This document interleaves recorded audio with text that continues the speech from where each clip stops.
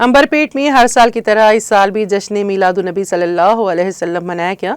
इस मौके पर मीलाद कमेटी की जानिब से अंबरपेट में एक मीलाद जुलूस निकाला गया, जिसमें सैकड़ों की तादाद में मुसलमान भाइयों ने शिरकत की। मुनज़्ज़म करदा मीलाद जुलूस अंबरपेट जामे मस्जिद से निकलकर अंबरपेट के मुख्तलिफ रास्तों से गुजरते हुए ज़ोहर की नमाज के वक्त सैयद अंबर शाह बाबा दरगाह पहुंचकर इख्तिताम को पहुंचा। मीलाद रैली के वीआईपी जिनमें अली जनाब वी हनुमंत राव साहब, साबिक़ रुकन पार्लियामेंट राज्यसभा, अली जनाब कालेरू वेंकटेश साहब, मुअज़्ज़िज़ रुकन असम्बली अंबरपेट, अली जनाब मुजाहिद नवाब साहब कांग्रेस के लीडर, मुजाहिद आलम खान साहब और विजय गौर साहब कारपोरेटर अंबरपेट और दूसरे कई वीआईपी जो आज की रैली में शिरकत किए।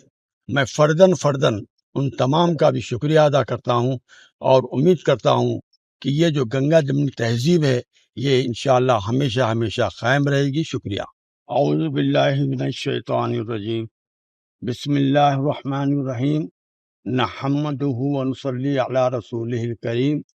बतारीख 14 सितंबर सुबह 10 बजे तारीखी जामे मस्जिद अंबरपेट से मरकज़ी अहले सुन्नत व जमात की जानिब से एक अज़ीमुश्शान मिलाद रैली का एहतमाम किया गया।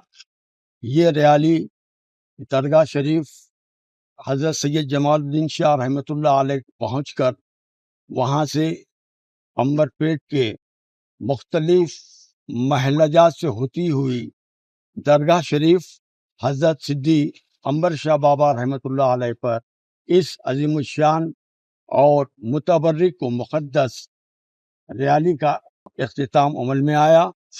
मैं उन तमाम तंजीमों से खुसूसन मरकज़ी तंजीम अहले सुन्नत व जमात और खुसूसन अंबरपेट के नौजवानों को मुबारकबाद पेश करता हूँ कि वो इंतहाई नज़्म व ज़ब्त का मुजाहरा करते हुए इस मुक़द्दस रैली को इख्तिताम अमल में लाने में अपनी मदद की।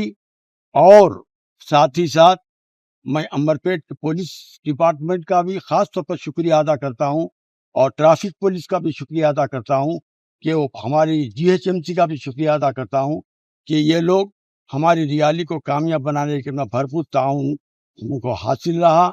मैं फिर एक बार तमाम मुसलमानों को जो इस रैली में शिरकत किए और तमाम आलम इस्लाम के मुसलमानों को 1500 साला जश्न मुबारक सल्लल्लाहु अलैहि वसल्लम के सिलसिले में और इस रैली जो निकाली गई उस सिलसिले में मुबारकबाद पेश करते हुए आप तमाम का शुक्रिया अदा करता हूँ।